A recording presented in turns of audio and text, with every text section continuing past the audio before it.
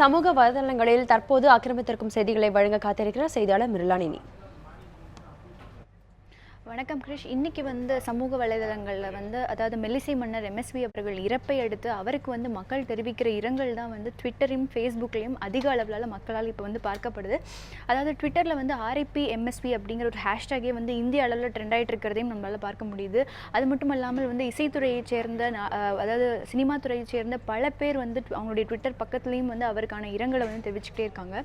So அந்த வகையில் AR Rahman அவர்கள் அவருடைய பக்கத்தில் பதிவிட்டிருக்காரு. MSV took us to deepest core of Tamil and colourful melodies. அதாவது மெலடி பாடல்களை கொடுக்கறதுக்கு அவரை விட பெரிய லெஜண்ட் யாருமே இருக்க முடியாது. அந்த மாதிரி கடந்த 40 வருடங்களாக எம்எஸ்வி அவர்கள் நமக்கு இந்த மாதிரி நிறைய மெலடி சாங்ஸ் கொடுத்துருக்காரு. ஸோ அது எல்லாத்தையுமே நம்ம மிஸ் பண்ணுவோம். அவருடைய சோல் நல்லா இருக்கணும் அப்படிங்கிற மாதிரி ஏஆர் ரஹ்மான் அவர்கள் அவருடைய பக்கத்தில் இதை பதிவு செஞ்சுருக்காரு.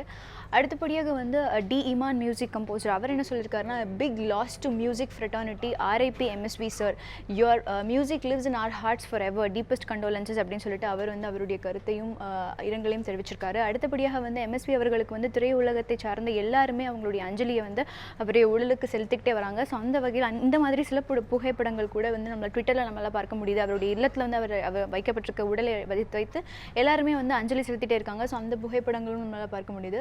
அடுத்தபடியாக சிவகார்த்திகேயன், தனுஷ் போன்ற ஆக்டர்ஸும் அவங்களுடைய பக்கத்தில் ஆர்ஐபி எம்எஸ்வி சார் போன்ற அவங்களுடைய இரங்கலையும் தெரிவிச்சுட்டே இருக்காங்க. அதாவது நிறைய ஆக்டர்ஸ் அண்ட் ஆக்ட்ரஸஸ், நிறைய ஹீரோஸ் எல்லாருமே அவங்களுடைய இரங்கலை தெரிவிச்சுட்டே இருக்காங்க எம்எஸ்வி அவர்களுடைய இறப்புக்கு. அது மட்டும் இல்லாமல் அங்கே என்ன மாதிரி சினிமா பிரமுகர்கள்லாம் வந்தாங்க, சிவகுமார் அவர்கள், அப்புறம் வைஜி மகேந்திரன், இந்த மாதிரி பல பேர் இன்னைக்கு அவருக்கு அஞ்சலி செலுத்திக்கிட்டே வராங்க. ஸோ அங்கேருந்து அவங்களுடைய புகைப்படங்களும் ட்விட்டரில் இந்த ஹேஷ்டாக் கீழே நம்மளால் பார்க்க முடியுது. சிங்கர் நித்யஸ்ரீ எல்லாருமே அவங்களுடைய கண்டோலன்ஸை தெரிவிச்சுக்கிட்டு அங்கே பேட்டி அளிச்சுக்கிட்டும் வராங்க.